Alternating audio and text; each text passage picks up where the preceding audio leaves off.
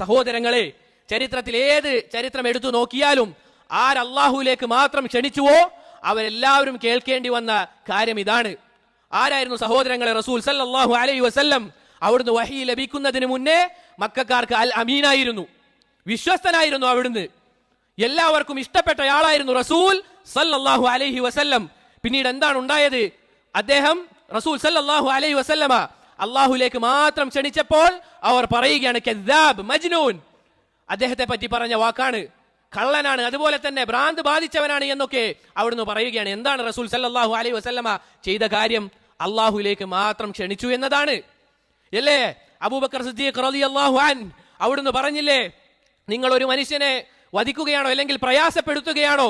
അയ്യഖൂല റബ്ബി അല്ലാഹ്, എന്റെ റബ്ബ് അള്ളാഹു ആണ് എന്ന് പറഞ്ഞ ഒരാളെ നിങ്ങൾ വധിക്കുകയാണോ എന്ന് അബൂബക്കർ സിദ്ദീഖ് റളിയല്ലാഹു അൻഹു ചോദിച്ച ചരിത്രം നമുക്ക് എല്ലാവർക്കും അറിയുന്നതാണ്. ഇതായിരുന്നു സഹോദരങ്ങളെ ചരിത്രം.